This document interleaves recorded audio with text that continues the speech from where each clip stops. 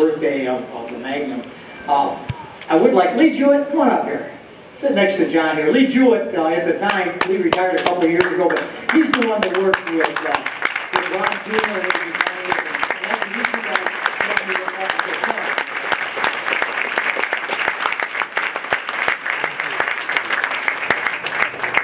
But I'd just like to echo John, we really are pleased to have you here today, and welcome to Cedar Point. If someone would have told me 20 years ago that I'd be standing up here still as CEO of Cedar Fair, and actually celebrating the 20th anniversary of what I consider to be certainly one of the greatest roller coasters, or certainly changed the landscaping of roller coasters to our industry, why I would have been shocked.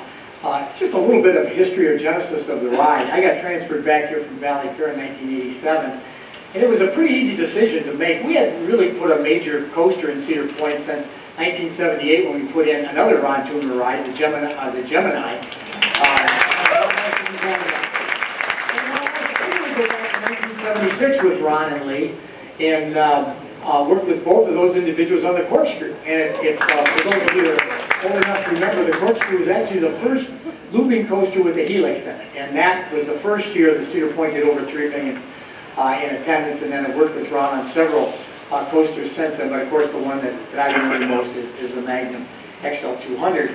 But very quickly, the history of it was that when we did our first 5-year plan at Cedar Point in 1987, it was pretty obvious the park needed something big. We had put the Iron Dragon in the prior year, but in all honesty, that really wasn't a thrill ride like the corkscrew or the Gemini.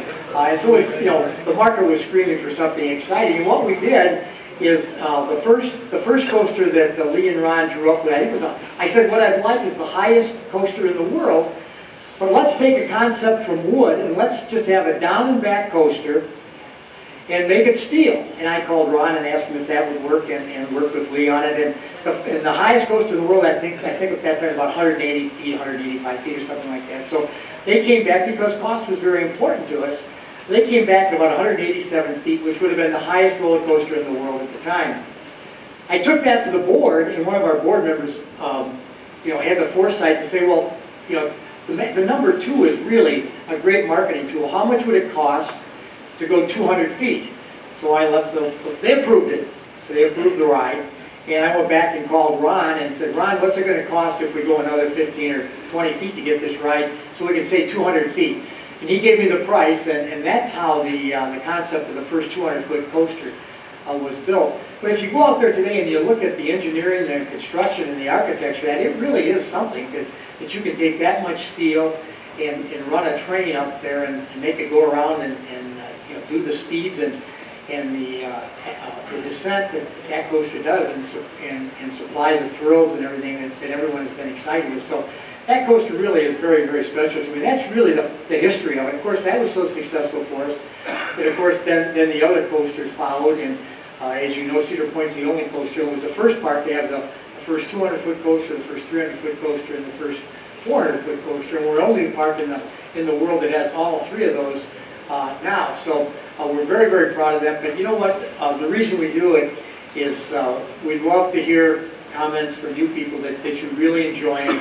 And certainly, we're a public corporation. We're here to make money, and the reason we put rides in. You know what? If we didn't get appreciation from you people as to how much you enjoy the rides and enjoy coming to Cedar Point or the Cedar Fair parks, the fun would not be there. It would be a business. And I've told people for the last 37 years, in fact, this Saturday, 37 years ago this Saturday, I walked in Cedar Point and started making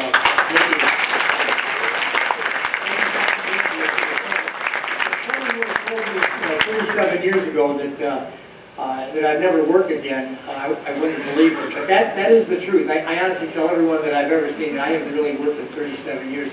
But it's not just because of the business aspect. It's the satisfaction that I get. When people from the different acers and clubs come up and tell me how much they enjoy the coasters, I'm just so thrilled. And believe me, I'm smart enough. I'm smart enough to know that I'm the face of Cedar Fair, and I represent all of our employees, and I represent the work that Ron and Lee did, but I'm smart enough to know I didn't do it. So I'm very, very humble in that, but I certainly appreciate everything you say. And believe me, when someone tells me how much they enjoy the rides and that, I make sure it gets back to the people that really made it happen. So with that, I'll turn it back over.